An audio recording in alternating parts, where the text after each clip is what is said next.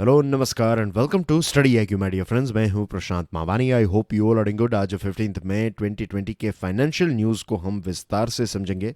आज हमारे टेबल के ऊपर टोटल है 6 important items.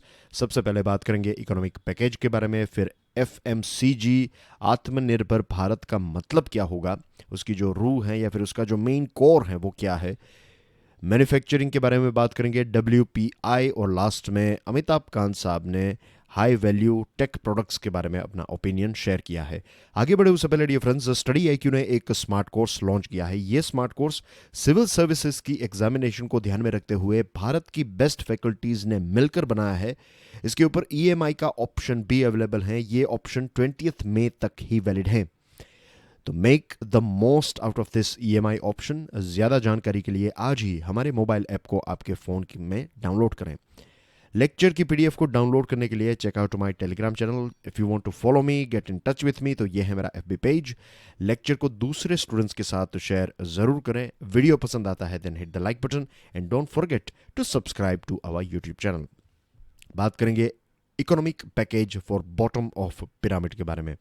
Bottom of pyramid का मतलब तो आप समझ गए होंगे, हमारे देश के सबसे गरीब, सबसे ज़रूरतमंद। तो यहाँ पर ये जो लेटेस्ट पैकेज है इसमें माइग्रेंट वर्कर्स, किसान यानी कि फार्मर्स, और स्ट्रीट वेंडर्स को ध्यान में रखते हुए निर्मला सीतारमन जी ने डिटेल्स प्रोवाइड की हैं इस स्टिमुलस पैकेज की। पॉइंट नंबर 1 है free food for migrant workers. जो माइग्रेंट वर्कर्स हैं, पर पर्सन हर एक व्यक्ति को 5 किलो ग्रेन्स मिलेंगे। इसमें चावल हो सकते हैं, गेहूं हो सकता है, राइट। तो पर पर्सन 5 किलो। चना जो है 1 किलो मिलेगा। ये पर 1 किलो पर फैमिली है, और ये 2 महीनों तक ये चीज़ें फ्री में उनको प्रोवाइड की जाएगी। इसके साथ गवर्नमेंट जो है वो एक nationally valid ration card, one nation one ration card भी लॉन्च करेगी। और 80 मिलियन जितने माइग्रेंट वर्कर्स हैं जिनके पास फ़िलहाल राशन कार्ड नहीं है, तो उनको ये फ्री फूड जो है वो दिया जाएगा। तो ये एक चीज़ आपको ध्यान में रखनी है। कितने हैं? 80 मिलियन जितने लोग, 80 मिलियन जितने माइग्रेंट वर्कर्स को ये फूड 2 महीनों के लिए प्रोवाइड किया जाएगा। इसकी कीमत होगी 3,500 करोड़ रुपीज़। फिर है cheap rental housing for migrant workers और अर्बन पुअर। जो अर्बन एरिया में गरीब लोग हैं, and I seriously hope, genuinely मैं ये एक आशा रखता हूँ कि हमारे देश में जो स्लम्स हैं, क्योंकि ये जो मुंबई का पूरा एपिसोड हुआ धारावी का, धारावी को टिकिंग बॉम्ब भी कहा जाता था कि कभी भी धारावी में बहुत सारे लोगों को कोरोना वायरस हो सकता है। तो लेट्स होप कि गवर्नमेंट जल्द से जल्द ये रहने की फैसिलिटी जो है अर्बन एरिया में, जो माइग्रेंट वर्कर्स हैं और जो अर्बन पुअर हैं, उनको रहने की फैसिलिटीज़, फ्लैट्स क्रिएट किए जा सकते हैं, सोसाइटीज़ क्रिएट की जा सकती हैं। तो लेट्स होप कि ये जल्द से जल्द क्रिएट की जाए। इसके बाद cheap loan for small businesses. जो छोटे छोटे बिजनेसेस हैं, जैसे कि मुद्रा शिशु लोन है, तो इसमें है कि 2% इंटरेस्ट सबवेंशन दिया जाएगा मुद्रा शिशु लोन में। शिशु लोन जो है वो 50,000 रुपये की होती है, तो उसमें जो भी इंटरेस्ट है तो वो ये 3 महीनों का उनको पहले तो देखिए मोराटोरियम मिलेगा लोन्स के ऊपर। 3 मंथ्स का मोराटोरियम, यानी कि आने वाले 3 महीनों तक आपको आपके जो ईएमआईज हैं वो पे नहीं करने हैं। उसके बाद जो भी आप इंटरेस्ट पे कर रहे हैं, लेट्स से आर्ग्यूमेंट के लिए अगर आप 5% इंटरेस्ट पे करते हैं, तो इसमें 2% का इंटरेस्ट सबवेंशन, यानी कि गवर्नमेंट बाकी के 2% पे कर देगी, आपको सिर्फ 3% इंटरेस्ट ही पे करना है। तो लगभग 30 मिलियन जितने ऐसे लोग जो हैं उनको इसका फ़ायदा होगा। तो ये 50,000 की लोन लेने वाला जो व्यक्ति है, जो बिजनेस है, तो वो छोटे छोटे बिजनेस करने वाले लोग हैं। तो again this is about bottom of pyramid. इसकी कीमत होगी कुछ 1,500 करोड़ रुपीज़। फिर लोन्स फॉर स्ट्रीट वेंडर्स, जो रास्तों के ऊपर, फुटपाथ के ऊपर चीज़ें बेचते हैं, तो उनके लिए उनको वर्किंग कैपिटल प्रोवाइड किया जाएगा ताकि वो अपना बिजनेस जो है फिर से रिस्टार्ट कर सकें। इसके लिए गवर्नमेंट ने कुछ 5,000 करोड़ रुपए अलग से रखे हैं। Job creation using CAMPA fund, Campa यानी कि compensatory afforestation management and planning authority. कई जगहों पर क्या होता है कि अगर आपने कोई ऐसा जंगल एरिया है उसको काट दिया, तो एक उसका एस्टिमेशन निकाला जाता है कि फॉर एग्जांपल आपने 2 हेक्टर जंगल जो है उसको काटा है, तो उसकी कीमत लेट्स से 500 करोड़ रुपीज़ है, तो ये 500 करोड़ रुपीज़ जो है वो आपको कैंपा फंड में डिपॉजिट करने हैं। तो ये जो कैंपा फंड है इसका इस्तेमाल किया जाएगा फॉर जॉब क्रिएशन। फिर नंबर 6 है क्रेडिट फॉर फार्मर्स, किसानों के लिए क्रेडिट। इसमें 30,000 करोड़ रुपीज़ जो हैं वो एक प्रकार से इमरजेंसी कैपिटल के तौर पर, एडिशनल इमरजेंसी कैपिटल के तौर पर नाबार्ड के माध्यम से दिए जाएंगे। और किसान क्रेडिट कार्ड जो हैं तो इसमें 2 लाख करोड़ का कंसेशनल क्रेडिट दिया जाएगा किसान क्रेडिट कार्ड के माध्यम से। और लास्ट है 7th पॉइंट है अफोर्डेबल हाउसिंग स्कीम एक्सटेंडेड। जो मीडियम या फिर मिडिल क्लास के जो लोग हैं जिनकी इनकम, लोअर मिडिल क्लास की बात करें तो समवेयर अराउंड 7-8 लाख रुपीज़ से 18 लाख रुपीज़ की रेंज में जो पर एनम पर ईयर की जो एक इनकम होती है किसी परिवार की, अगर उनकी 8 लाख रुपए से 7-8 लाख रुपए से 18 लाख रुपीज़, इतनी कुछ रेंज है इसकी। तो ये रेंज में जो परिवार हैं इनको लोअर मिडिल क्लास कहा जाता है। तो ये लोअर मिडिल क्लास अगर कोई घर बनाना चाहता है तो उनके लिए जो एक स्कीम थी इंटरेस्ट सबवेंशन स्कीम, तो इसको एक्सटेंड किया जाएगा टिल 2021, मार्च 2021। तो इसके लिए 70,000 करोड़ रुपीस रखे गए हैं और ये इंफ्रास्ट्रक्चर के साथ जुड़ी हुई बात है, तो इससे बहुत ज़्यादा जॉब जो हैं, क्विक जॉब्स जो हैं वो जनरेट होगी। तो इसका लाभ मिलेगा कुछ 2,50,000 फैमिलीज़ को। फिर जैसे मैंने ये पॉइंट्स आपको ऑलरेडी एक्सप्लेन कर दिए हैं, फ़िक्की जो हैं उनके प्रेसिडेंट, बताइए कि फ़िक्की के जो प्रेसिडेंट हैं उनका नाम क्या है। This is a question for you. तो फ़िक्की के प्रेसिडेंट ने ये बताया है और उनका पॉइंट जो है ये काफ़ी वैलिड और काफ़ी लॉजिकल हैं कि आज तक जो हमारी स्कीम्स हैं, स्कीम्स तो हम बहुत अच्छी बनाते हैं, पेपर के ऊपर तो काफ़ी अच्छी होती है, लेकिन सबसे बड़ा जो चैलेंज है हमारे देश में वो यही होता है कि आप जो राइट बेनिफिशियरी है उसको आइडेंटिफाई नहीं कर पाते।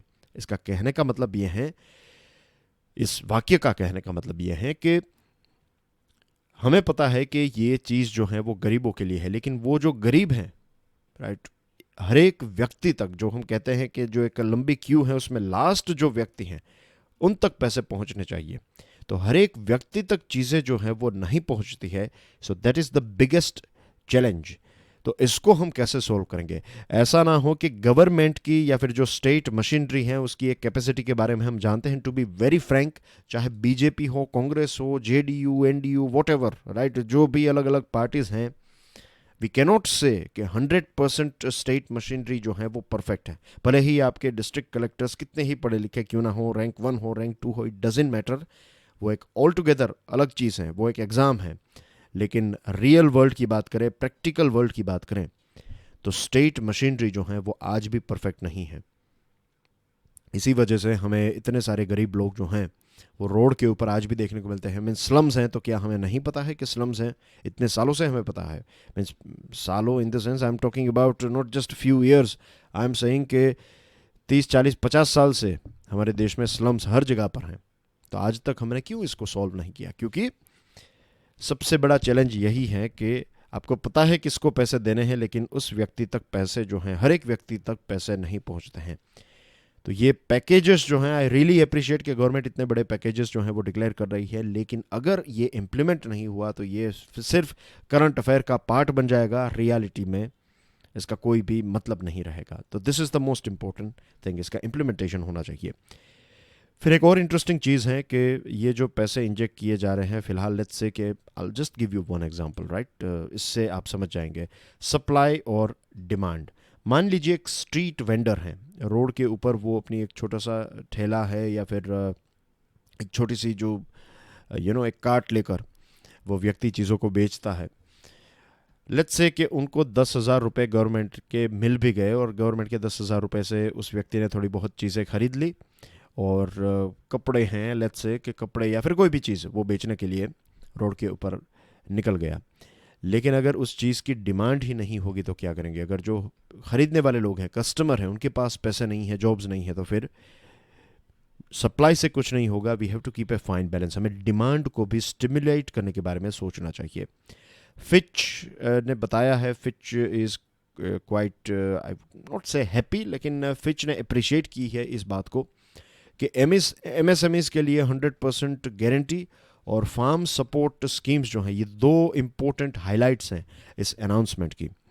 और निर्मला सीतारमण जी ने ये बताया है कि मार्च 2021 तक हमारे देश में ये जो पीडीएस सिस्टम है, राशन कार्ड्स जो हैं वो डिजिटाइज्ड किए जाएंगे और लगभग 670 मिलियन बेनिफिशरीज जो हैं, यानी कि 83% जो पीडीएस पॉपुलेशन है उसका 83% जो है उनको नेशनल पोर्टेबिलिटी मिल जाएगी बाय अगस्त 2020।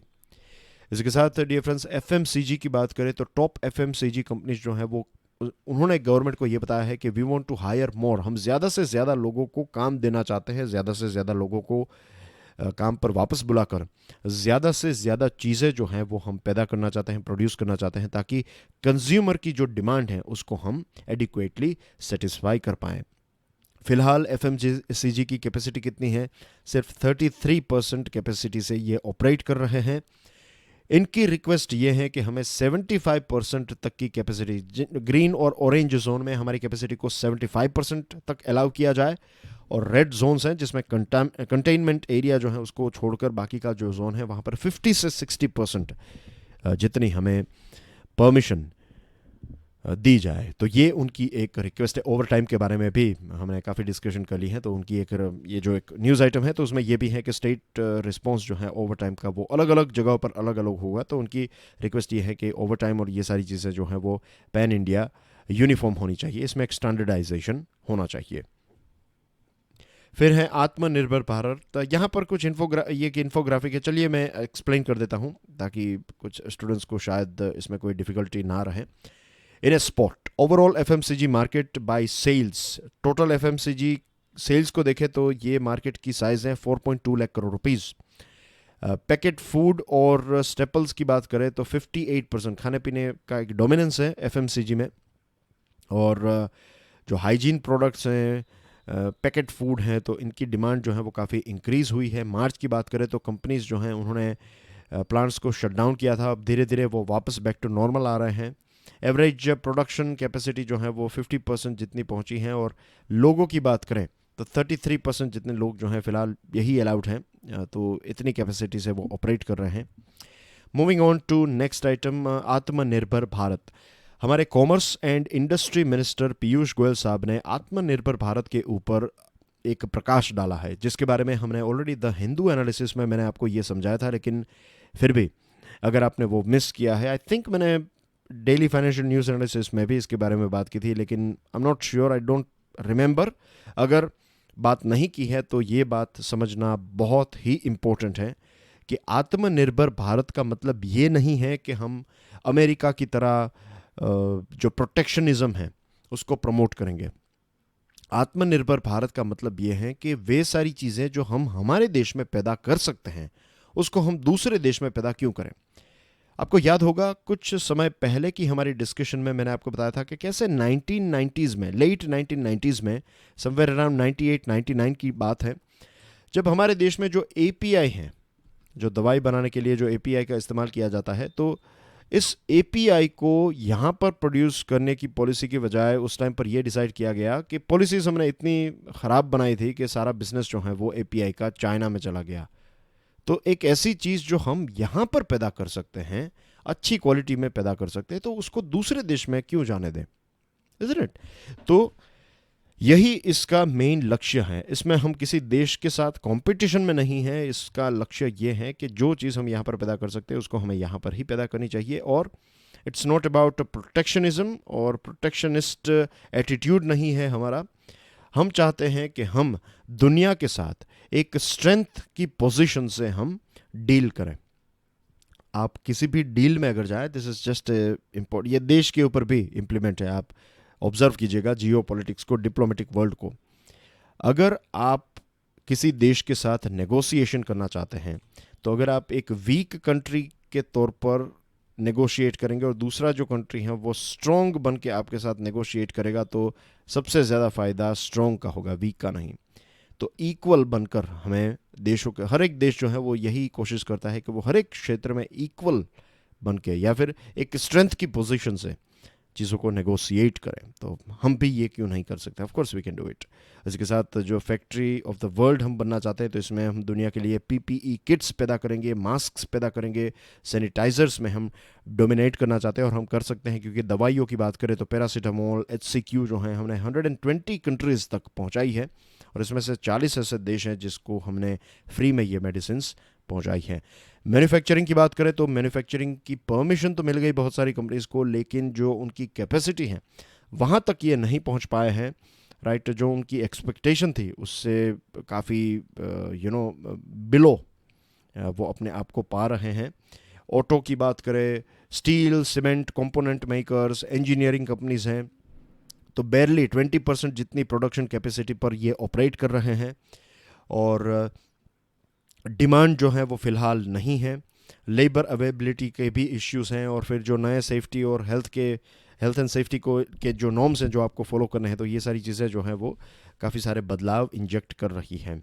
और पूरी सप्लाई चेन, अगर ऑटो कंपोनेंट की बात करें तो पूरी सप्लाई चेन जो है वो परेशान है। आरसी भार्गवा कौन है बताइए कमेंट सेक्शन में, ये आपके लिए एक दूसरा प्रश्न है। तो आरसी भार्गवा का कहना ये है कि ये सिचुएशन अपने आप में एक नई और यूनिक सिचुएशन है, किसी भी बुक में इसको कैसे डील करना है वो नहीं बताया गया है। तो जो भी हो रहा है it's like trial and error, जो आप करते जाएंगे, अगर प्रॉब्लम होगा तो फिर उसको छोड़कर दूसरी एक टेक्निक अप्लाई करेंगे, तो यही चीज़ जो है वो फिलहाल हो रही है। मूविंग ऑन टू WPI यानी कि होलसेल प्राइस इंडेक्स। जैसे रिटेल प्राइस इंडेक्स होता है, इसी प्रकार से होलसेल प्राइस इंडेक्स है, आपको पता ही होगा इसके बारे में, we have talked about it many times. तो होलसेल प्राइस इंडेक्स जो है वो मार्च का हो गया है 1%, फरवरी का ये था 2.26%। अब बहुत सारे बिजनेसेस बंद हैं, तो डेटा कलेक्शन जो है वो एक अलग टेक्निक से किया गया है। टोटल 22 सब ग्रुप्स को देखा जाता है, लेकिन अब 22 सब ग्रुप्स में से 5 ऐसे मैन्युफैक्चरिंग ग्रुप्स हैं, जैसे कि food products, beverages, chemicals and chemical products, pharmaceuticals, medical chemical and botanical products और बेसिक मेटल्स। तो ऐसे कुछ सब ग्रुप्स को मिलाकर उनका जो डेटा है वो ऑनलाइन कलेक्ट किया गया, और उसके बाद ये आंकड़ा हमें मिला है 1% वाला। होलसेल फूड इन्फ्लेशन की बात करें तो ये काफ़ी ड्रॉप हुआ है, अप्रैल में ये 3.6%, ये होलसेल फूड इन्फ्लेशन है, राइट। स्पेसिफिक फूड की बात है यहाँ पर, होलसेल फूड की बात है, तो ये काफ़ी ड्रॉप हुआ है, तो दैट्स ए गुड थिंग। फिर एक वेबिनार कंडक्ट किया था बेनेट यूनिवर्सिटी ने, और इसको एड्रेस करते हुए हमारे नीति आयोग के CEO अमिताभ कांत साहब जो हैं, उन्होंने ये बताया, ये जो वेबिनार है इसका नाम था जान भी जहान भी। तो इसको एड्रेस करते हुए उन्होंने ये बताया कि अगर दूसरे देशों में से कंपनीज जो हैं वो बाहर निकल रही हैं, और ख़ास करके high value, high tech, high value products, high technology products हम हमारे देश में पैदा कर सकते हैं, तो हमें अपने आप को इस प्रकार से तैयार करना होगा कि हम इन कंपनीज़ को, हाई वैल्यू और हाई टेक प्रोडक्ट्स पैदा करने वाली कंपनीज़ को अट्रैक्ट कर सकें। ये जो दशक है, ये दशक भारत के लिए एक अपॉर्चुनिटी है। भारत अपनी टेक्नोलॉजी की जो क्षमता है, जो कैपेसिटी है, उसको डिस्प्ले करना, उसको एक्सप्रेस करने की हमें एक लॉन्ग टर्म स्ट्रेटेजी बनानी चाहिए। फॉर एग्जांपल इज़राइल की बात मैं करूं, तो इज़राइल, आपको पता होगा शायद कि इज़राइल जो है वो डिफेंस में काफ़ी अच्छा है, एग्रीकल्चर में काफ़ी अच्छा है। तो ये ऐसा कैसे बना? ये बना टेक्नोलॉजी के माध्यम से, और टेक्नोलॉजी जो है वो कल्चर से पैदा होती है, राइट। आपके देश में फेलियर को एक्सेप्ट करने का क्या कल्चर है, आपके देश में नई चीज़ें करने का क्या साहस है, आपके देश में गलतियां करने की क्या छूट है। तो ये सारा जो कल्चर है, इनोवेशन का कल्चर, राइट, इन्वेंशन का कल्चर, ये सारी चीज़ें हमें कल्टीवेट करनी होगी। वक्त हमारे पास बहुत कम है, दुनिया जो है वो काफ़ी बड़े बड़े चेंजेस को एक्सेप्ट करने के लिए तैयार है। Electric mobility, electric vehicles, advanced chemical battery manufacturing, genomics, 5G, industry 4.0, ये सारी चीज़ें धीरे धीरे रियलिटी बन जाएगी। रियलिटी बन जाएगी, नॉट रियलिटी यानी कि प्रॉपर्टीज, रियलिटी यानी कि एक वास्तविकता बन जाएगी। Automobiles, auto components, network products, food processing, advanced chemical, cell battery, solar PV, ये सारे बहुत सारे ऐसे बिजनेसेस हैं जिसमें हम एक्सेल कर सकते हैं, दुनिया के मैन्युफैक्चरिंग हब बन सकते हैं। और अब ये भी वक्त दूर नहीं है, आज हमारे देश में गांव गांव तक हम हेल्थ, देखिए आप, हॉस्पिटल्स क्रिएट करनी पड़ेगी, आवश्यकता भी है, इंफ्रास्ट्रक्चर क्रिएट करना पड़ेगा, लेकिन इतना बड़ा भी इंफ्रास्ट्रक्चर जो है वो अब क्रिएट करने की आवश्यकता नहीं है। आप टेलीमेडिसिन के माध्यम से गांव-गांव तक पहुंच सकते हैं। तो ये हमारे देश के लिए टेलीमेडिसिन और ये सारी चीज़ें जो हैं ये इसके ऊपर हमें आज से ही फोकस करना चाहिए और सिस्टम्स को क्रिएट करना चाहिए। And that's everything in today's discussion dear friends. Thank you very much for watching this video. God bless you all. जय हिंद।